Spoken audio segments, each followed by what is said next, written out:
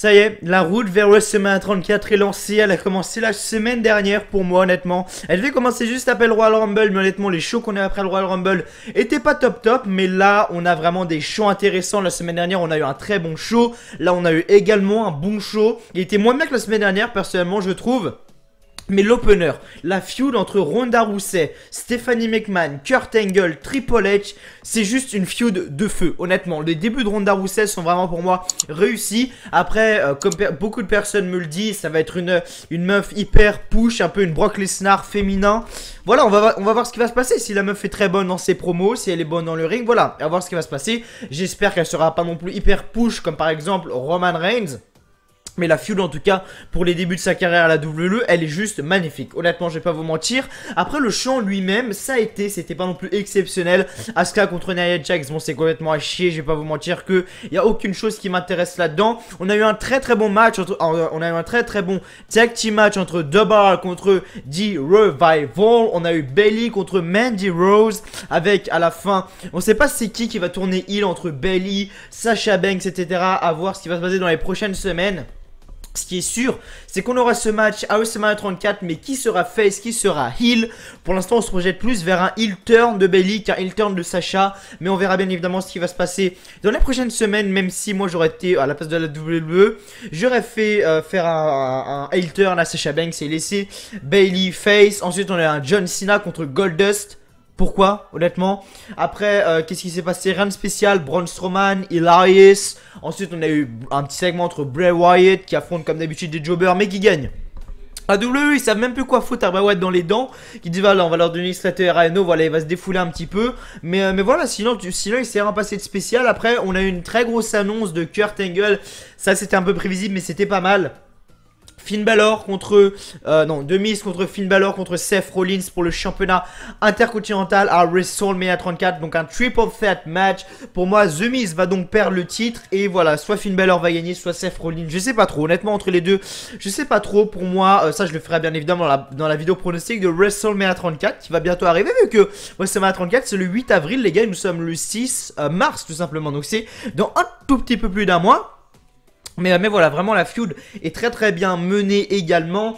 Pour moi, qui je vois gagner? Je vois gagner Finn Balor, le championnat intercontinental, parce qu'il le mérite. Clairement, il devait avoir un petit run pour le championnat universel au Royal Rumble, mais il l'a pas eu. Et Seth Rollins, pour moi, donc, perdrait ce triple set match à WrestleMania 34 et se dirigerait donc vers le titre universel contre Roman Reigns après WrestleMania 34. Après, on verra bien évidemment ce qui va se passer parce que il y a de très grosses rumeurs. Apparemment, il y a des dossiers qui ont fuité comme quoi Seth Rollins allait être drafté à SmackDown Live juste après WrestleMania 34. Donc on verra bien évidemment ce qui va se passer.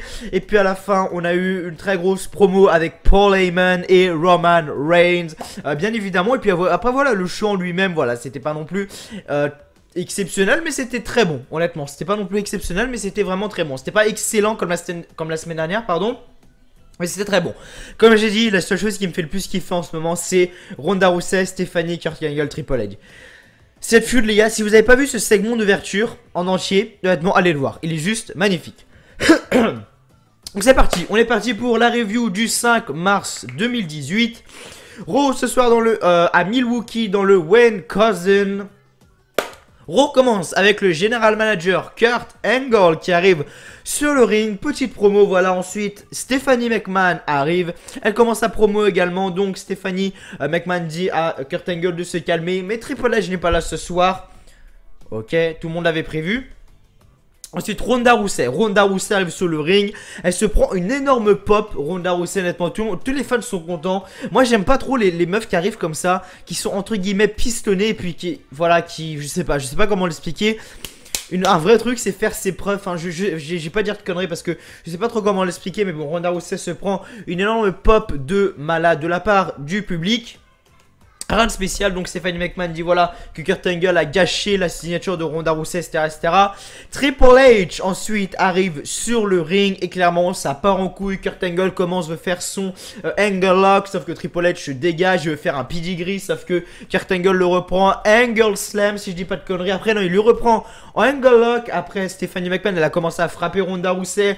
Ronda Rousey, Samoan Drop sur Stephanie. Enfin, ce segment, si vous l'avez pas vu, je vais pas vous le mettre dans la description, mais si vous l'avez pas vu, les gars, allez le voir dès maintenant. C'est un segment juste magnifique. Honnêtement, c'est un segment juste magnifique. Si vous l'avez toujours pas vu, n'hésitez pas à aller le voir. Ce segment était juste magnifique. Voilà, rien de spécial à dire. C'est l'un des segments qui m'a fait le plus kiffer. Honnêtement, il était juste magnifique. Bref. Deuxième match donc, et là on part dans l'ennui du show. On commence à partir dans les bas sombres. Asuka contre Nia Jax. Asuka gagne avec son Asuka Lock sur Nia Jax. Bravo. Tag team match ensuite. Sonya Deville, n'importe quoi. Dobar contre The Revival. Si le Revival gagnait ce match, ils allaient avoir un match pour les titres de Raw à WrestleMania 34. Sauf que bah oui, The Revival perd. Mais le match était vraiment très très bon. Le finisher en duo de Scott Dawson et Dash Wilshire est juste magnifique. On a Scott Dawson qui, je sais plus ce qu'il fait. Je sais plus ce qu'il fait sur la troisième corde. Et puis après, on a Dash Wilder peut-être même. Je sais plus si c'est Dash Wilshire ou Dash Wilder. Enfin, moi, on s'en fout que je regarde. Dash Wilder, pardon. Il fait un espèce de frog splash juste après. Enfin, c'est juste magnifique. Mais voilà, Debar l'a emporté. Cesaro a fait son neutralizer sur Scott Dawson pour gagner ce match. Et donc, Debar gagne ce match. C'est une promo de John Cena qui nous a parlé que la semaine dernière, il a battu AJ Styles pour avoir une place dans le match de la WWE à Fastlane contre AJ Styles, Shinsuke Nakamura, Kevin Owens, Sami Zayn et le loup solitaire Baron Corbin. Et donc, John Cena donc promo, Goldust arrive ensuite, Goldust, what the fuck man, il pouvait pas trouver mieux, sérieux. Bref, Goldust ensuite est arrivé, Goldust l'a frappé, ensuite on a eu un match, John Cena a gagné le match, et hey, voilà. Fin du match, John Cena gagne le match. Bon, je sais pas pourquoi ils ont fait venir Goldust, ils auraient pu faire venir Bray Wyatt par exemple, pourquoi pas Bray Wyatt? Non, faut qu'il fasse venir Goldust. Bon bah non mais d'accord, non mais ouais, non mais si vous voulez. Et tout va bien la double, oui, tout va bien. Mais voilà, en effet, ce segment c'était bof, honnêtement. Là, sur deux choses qu'on a eu, on a eu un très bon segment d'ouverture, comme je l'ai dit. Après, on a eu un très bon tag team match. Par contre, Asuka contre Nia Jax, c'était à dormir debout. John Cena contre Goldust également à dormir debout. Mais après quand je vois le reste, c'est pas mal. Ensuite on a eu un match simple entre Bayley contre Mandy Rose, accompagné de Paige et de Sonya Deville. Bayley a gagné ce match. Alors pour ceux qui n'ont pas vu aussi, ça c'est un truc que j'ai remarqué. Paige, j'ai fait des tatouages si vous voulez. Ça je pense que vous en foutez. Mais ici sur les deux avant-bras, sur les deux avant-mains si vous préférez. Et puis voilà, si vous voulez, à chaque fois Vince McMahon l'a dit, enfin je sais pas s'il l'a dit, mais à chaque fois elle est obligée de mettre un fort maquillage pour ne pas qu'on voit justement ce tatouage. Il y a marqué get shit, get beat, un truc comme ça, un truc dans le genre. Voilà, je vais pas vous dire la signification, recherchez vous-même sur Google, il y a marqué get shit et get beat, un truc comme ça. Mais voilà, regardez si vous voulez, mais à chaque fois, elle met une énorme dose de maquillage. Mais normalement, Paige a un tatouage là et un tatouage là. Mais vous le voyez pas parce qu'il y a une énorme dose de maquillage juste ici, car Vince McMahon ne veut pas que ça se voit à la télévision. Donc voilà, Paige est arrivé, bref c'était la petite anecdote. Bayley donc gagne ce match avec un roll-up sur Mandy Rose pour le compte de 3. Donc Bayley gagne ce match.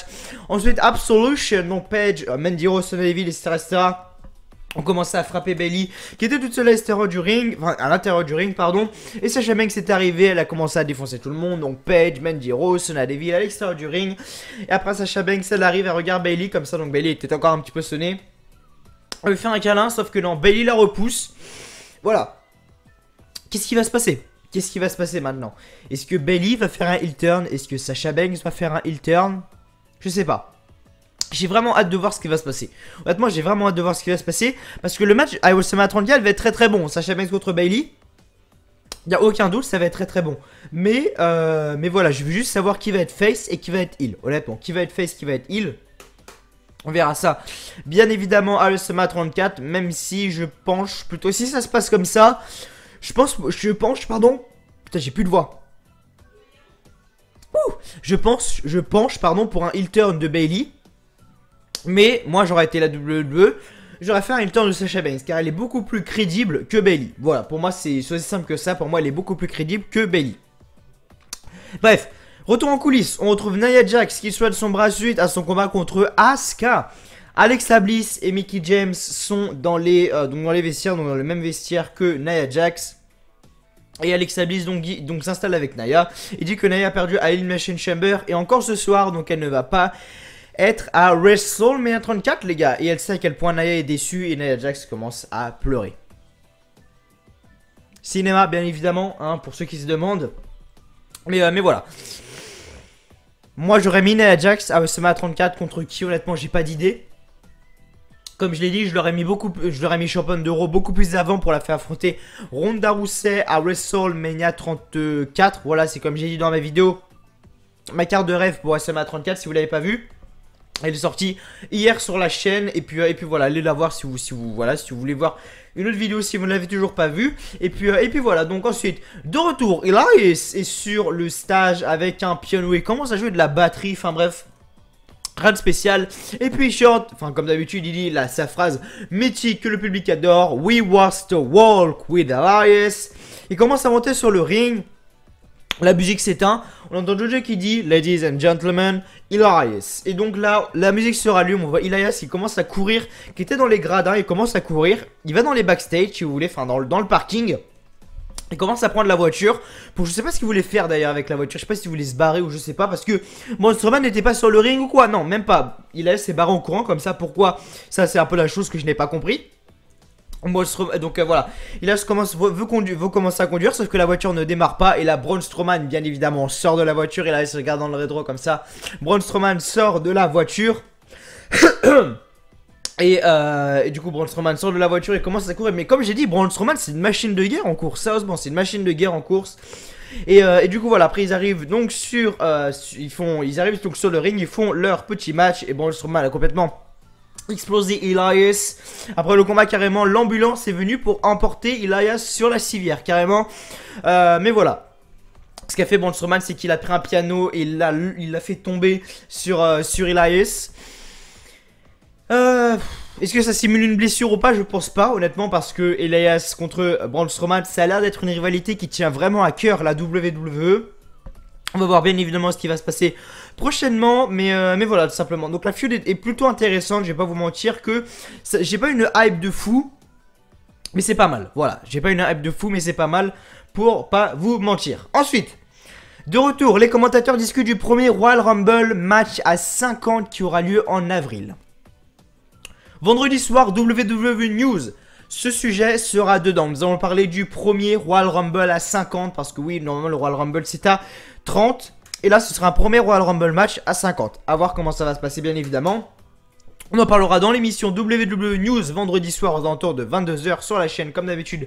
Vous connaissez les bails. Et puis voilà. Ensuite on a un match entre Heath Slater et Rhino contre Bray Wyatt. À la fin, Bray Wyatt fait son sister Abigail pour la victoire rapide. Voilà. Après le combat, Bray Wyatt commence à promo Matt Hardy sur le Titantron. Voilà, vous connaissez les bails. Enfin bref, la feud la plus inintéressante du moment. Donc voilà, sérieusement, j'en ai rien à foutre. Et dire que ce match va durer jusqu'à WrestleMania 34 quand même. Hein, pour vous dire à quel point. Mais voilà. Mizy, ça va pas recommencer avec ça, sérieusement. Bref. Donc le Miz souhaite la bienvenue à sa cérémonie de Mizy. Comme d'habitude, le Miz est accompagné de Bo Dallas et Curtis Axel. Donc le Miz commence à donner des trophées, machin. Enfin, vous connaissez un petit peu ce qu'est le Mizy, tout simplement. Et voilà. Et donc ensuite, ce qui se passe, c'est que Rollins et Balor commencent à arriver, machin. Et ce qui s'est passé, c'est rien de spécial. Après, c'était vraiment une promo après. On a eu un match, bien évidemment, juste après, entre Seth Rollins et Finn Balor contre le Miz Tourage, voilà, Miz, Bo Dallas, Curtis Axel. Donc c'était un match, hein, mais c'est Finn Balor et Seth Rollins qui ont gagné ce match. Et donc après, Kurt Angle arrive pour nous annoncer que ce sera un triple set match à WrestleMania 34 entre Finn Balor, Seth Rollins et le Miz. J'ai appris que c'est un truc de dingue. Si je fais des hésitations ou tout ça pour la fin de la vidéo, vraiment, excusez-moi. De retour, Paul Heyman, my name is Paul Heyman and I'm the advocate of Brock Lesnar. Voilà, Paul Heyman arrive donc sur le ring avec le titre universel. Brock Lesnar ne se pointe pas comme d'habitude. Il s'en bat les couilles de la WWE. Il préfère aller à l'UFC. Mais voilà, Paul Heyman dit qu'il représente le champion. Brock Lesnar, il n'est pas ici ce soir comme d'habitude.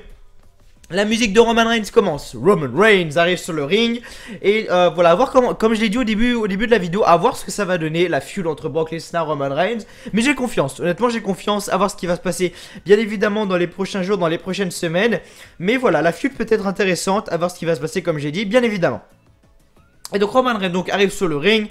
Et Reigns dit, bon, Déjà, Paul, on va commencer. Prends la ceinture. J'ai la voix défoncée. Ryan dit qu'il a dit beaucoup de choses la semaine dernière, mais c'était la vérité. Il croyait que Lesnar allait venir comme un homme, mais il envoie Paul Heyman. Brock Lesnar est vraiment une chienne. Il le dit comme ça, le mec. Enfin, c'est ça que Vince McMahon, des fois, dans des petits segments comme ça, où c'est même pas des insultes ou quoi, les mecs, ils sont fous. Ils bannent, ou enfin, je sais pas. Parce que par exemple, il y avait un moment, la feud entre Dolph Ziggler et Kevin Owens pour le championnat intercontinental.